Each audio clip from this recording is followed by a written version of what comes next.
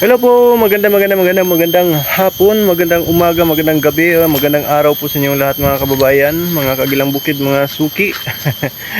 Ayan, at nandito kami ngayong araw mga kababayan sa bukid, nandito sa bahay po namin sa bukid, nakasama po natin si Mrs. Ayan. At hindi po tayo nakasama sa lakad nila Dudong kanina, sila lang po yung pumunta doon kanina kasi yun, hinatid po si Mrs. doon sa kanila. At bukas po babalik na rin naman po tayo doon kasi may biyahe na naman po kami na may pupuntahan sa ano. So ayun, nandito po kami ulit. Ayan sa bahay ay sa lote. Ayan, dito sa bukid. Ito yung lupa ng magulang na po nila. Ayan, tinati-hati po nila para sa mga anak, sa 10 anak po nila. May ano po kami, ayan, kulang-kulang 200 meters po, 200 square meter po, no, kada bawat isa po sa kanila.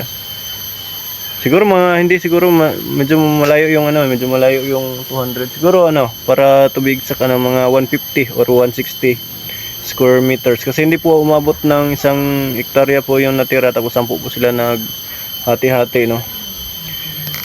So okay na po yun, goods na po yun para pag dumating yung panahon na dito po kami lahat, no, na sa mga kapatid niya, mga kanya-kanyang bahay. Pero ngayon sa ngayon po bali 4 pa lang po kami, 1, 2, 3, tapos yung pang-4 hindi pa po tapos, no. Bali 4 pa lang po na kapatid ni Mrs. yung nandito sa 10, no. Kasi yung isang kapatid po nila nasa Zamboanga City po, ay sa Zamboanga, basta Zamboanga yun. Iwan ko kung saan sa Zamboanga. Ayan. At yun, dito po kami ngayon, nag-ano lang kami dito, nagbisita, nagluto ng saging. Tapos nagkape. Yan. Nagsiga po kami dito, sinusunog po namin yung mga dahon ng anong tawag dito, yung patay na dahon ng niyog para hindi po pagtirhan po ng mga anong tawag dito, yung mga ahas. Ayan, at saka din po, no, para mauusukan po yung mga pananim dito. Pero dito naman po yung nakatira si Brad Alvin saka si ate, sila po yung nakatira dito sa bahay ngayon. Habang wala pa pong nakatira. sila po muna. Tapos gumawa po sila ng kanila, hindi pa po tapos. Yan. Dito po tayo ngayon sa sa side na to. Ayan. Dito sa sa kapatid po ni Mrs. At nandito po sila. Ayan. So yan po yung mga sinusunog po namin na dahon ng niyog. At ito po yung bahay ni Ate Vince saka si Brad, po si Brad Alvin. Ito yung bahay nila, hindi pa po natapos, no. Ayan, kasi Mrs. nandito po nagti-TikTok. Shoutout love. Hi po, shout out. Amo ka naglingkod. Lapok kayo mong lubot.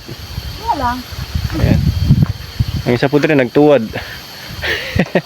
Sige, glili mo dia, Brad. Ayan, ito hindi pa po tapos yung bahay nila. Ayan, pero may sahig na po, no? May sahig na po, may mga poste. Kunti na lang po, siguro mga kalahati na po, almost kalahati na yun tapos. Ayan, ito rin po yung isang sinusunog, no? Ayan, para pausok po dito sa mga tanim-tanim. Yan po. Nandun po din sa baba, pero Ayan, yan po yung bahay ng kapatid nila, no, na lalaki. Ayan, kapatid ni Mrs. na lalaki. At dyan po tayo. Ayan, dyan po yung sa atin. May dito, yung may laga o manok. May mga manok dito. Tsaka nandito yung dami namin, no. Pero yung mga uwak, ayan, mag-alanganin yung mga uwak kasi akala nila tao yan, di ba? Tapos may mga sisiw po naman dito. Mga manok na inaalagaan. Ayan. Yung manok na dito. Yan ba? Yan, may sisiw po dyan sa loob. Yan, may manok po dyan. Yun, ang manok. Pila ka piso ni Brad? Unom? Unom rade. Nay, naglumlum. Apat yata, anong babaw? Makikita ba ito? Yan, may po. Ayan. Hindi pa po naging sisiw yung niya. Kulang pa po sa edad. Yan, nandyan po siya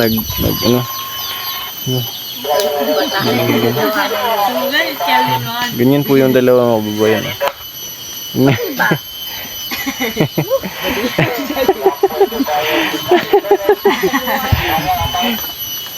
Parang lasing lang eh. Tapos ito yung isa sa mga gwardiya dito. Pamangkin ni Mrs. Ayan. May alaga kaming ibon dyan oh. Ano? Ayan. Tapos yan. Gila. Ayan. Ito yung ano, sa bahay. Ito yung mga manok. Mga chicken joy. Naglalakad yung mga chicken joy. Chicken joy. Naglalakad po yung mga chicken joy natin dyan. Yung mga ano, sinabaw. Naglalakad. Nga sa bawunon. Ayan. Tapos ito yung pinakailaw natin dito na, yung pinaka main ano natin. Yung solar na yan. Ayan. Oh, yung mga buko, nakuha nila kanina. Yun, dalunin na. Yes. Ayan. Tapos yung saging, wala na, ubos na yung saging.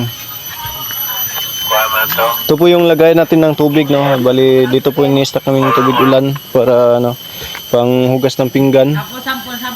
Kasi mahirap sa ano dito, tubig, malayo po sa tubig. Hindi malayo po. Yan yung galing sa ano, sa bubong na tubig pagka umulan. Dito po na anong tawag dito, tinatambak na inimbak. Yan po. Tapos may mga ano tayo dito, mga tabios, you know. Ito mga tabios po ito.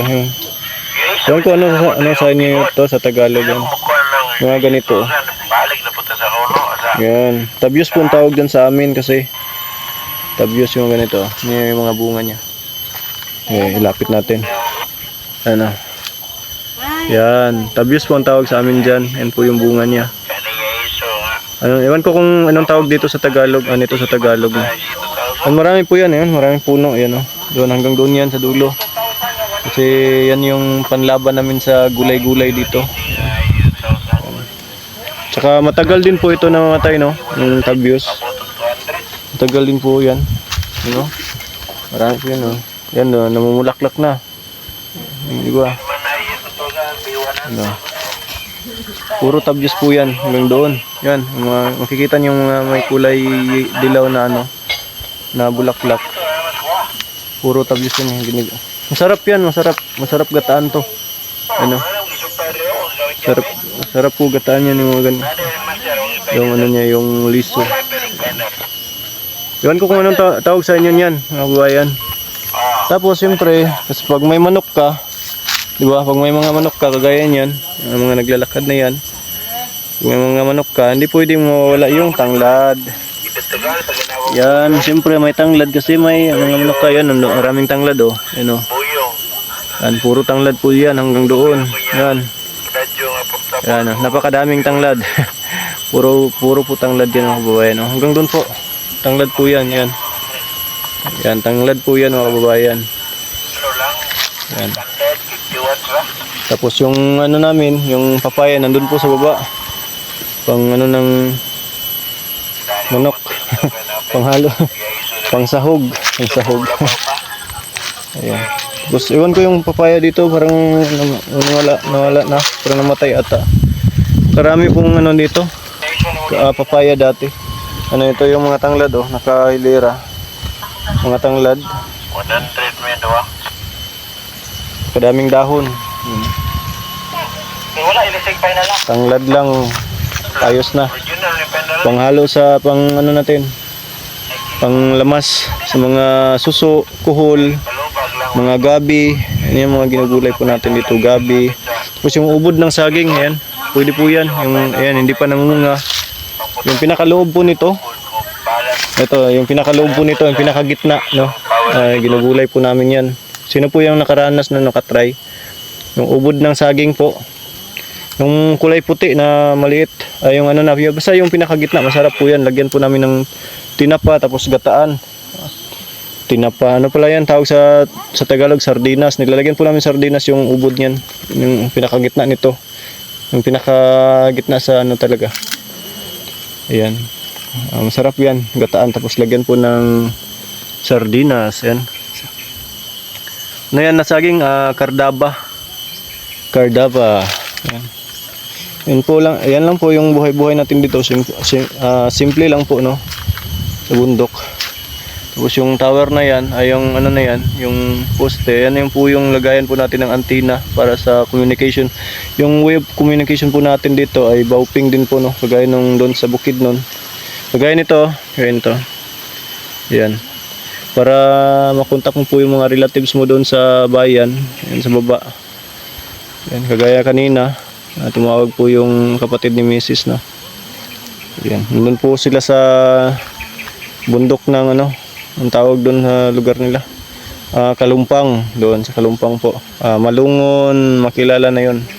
Barangay Malungon, Makilala, North Cotabato. Yan, tapos nandito kami ngayon sa Barangay Paraiso. Ayan, Barangay Paraiso po. Yan, tulunan na rin po ito, North Cotabato. Tapos sa baba, yung bundok na yan, kung makikita nyo, ano, yung bundok na yan. Sa panan ng bundok na yan, nandun po yung pinakabahay po ng papa nila, no? Yan, sa panan po niyan, ayan, Barangay Takol. Ayan, dyan po kami, anong tawag dyan, anong tawag dyan? Basta doon kami lahat, no, umuwi. Palimbawa, may mga occasions, English yun Pag may mga okasyon po, no, dyan po kami sa bahay ng papa nila. Kasi medyo malapit-lapit lang sa kalsada yun. Medyo malayo na po kasi dito, no, pagka halimbawa may mga birthdays, ganyan. Halimbawa New Year, Pasko, doon po kami sa bahay ng papa niya. No? Kasi siyempre, para kumpleto yung pamilya, bali dyan po kami ang tawag basta may term, hindi ko po mabanggit-banggit. Basta kaming lahat po, no, yung mga magkakapatid, yung mga kapatid nila, yung mga bilas po natin. Doon po, no, lahat yung mga apo ng ano nila, yung mga pamangkin nila, misis, doon talaga lahat, no, nag-ipon-ipon. At doon na rin po kami natutulog kahit na para kaming sardinas. Minsan yung iba nasa ano na lang sa upuan natutulog kasi sobrang dami po nila. Akalain nyo 10 sila na magkakapatid, tapos yung may anak dyan ay 6 ata or 5 yun. Tapos yung bawat isa ay may 3 anak, yung iba 2, yung iba 4. Siyempre kaya medyo madami-dami na po kami. Tapos yung mga asawa pa nila, ayan po. Kaya yun, doon kami nag-ipon-ipon. Ayan po. At ito din po yung isa sa ano nila, sa pananim dito, yung kakao. Tapos may kape na doon sa baba. Tapos may durian, you know. Puno ng durian. So yung isang durian po, namatay po yung isang durian, you know. Yung wala ng dahon na yan, yung putol na yan, durian po yan. Nag-surrender na, no. Last na bunga niya nung last season ng ano, bunga ng durian. Yan, bahay po ng kapatid niya na lalaki. Yan po. Maganda naman po dito, no. Tahimik po yung lugar, tahimik po yung pamumuhay. Ang problema lang po dito, malayo sa tubig, walang kuryente. Ayan, yung pera mo po ay pag makakahawak ka lang po ng pera kapag nag-deliver na po, no, ng rubber. So yung rubber dito minsan 2 linggo, minsan buwanan. Ayan, tapos yung ano niyo po, no, yung hatian, hati po kayo ng may-ari. Halimbawa 100 kilos yung ano mo, yung rubber, tapos ang tawag dito, tag 40 pesos yung per kilo. Yan, 4,000 po yung ano noon, yung kikitain, tapos hati po kayo noon, no? Di ba, tag 2,000 kayo sa loob ng 2 linggo or 1 buwan. Yan. Yun yung ano nyo, pagkakasyahin. Mahirap po sa pera dito. So, kaya ganun, ando tayo sa Kadudong. Yan, para balik tayo sa pagbablog, pero medyo malapit-lapit tayo sa ano. Yan, hindi tayo talagang maghirap na. Mahirap talaga kasi dito, no. Napakahirap po talaga pag maghanap ka ng pera dito.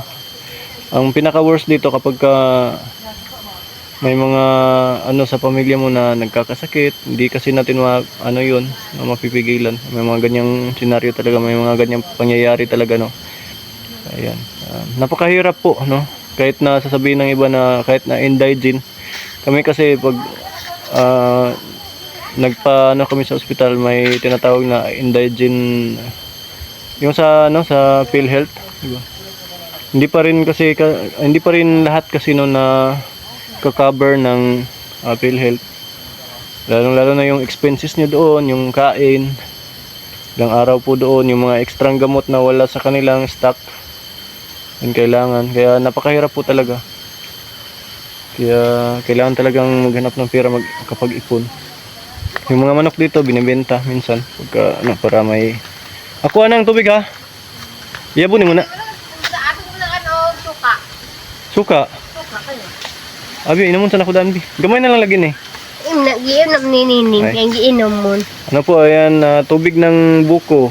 Ayan. Tubig ng buko po. Buko-buko. Ayan, ito buka. Buka. Kapatid po ni Mrs. Ayan.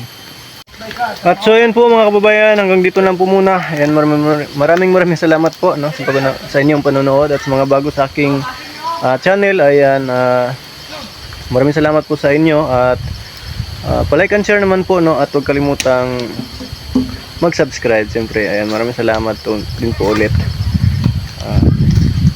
Yun, kita-kits sa next upload, next vlog, next live. Ayan, maraming salamat po sa inyo. Bye bye. Hanggang sa muli. Peace out.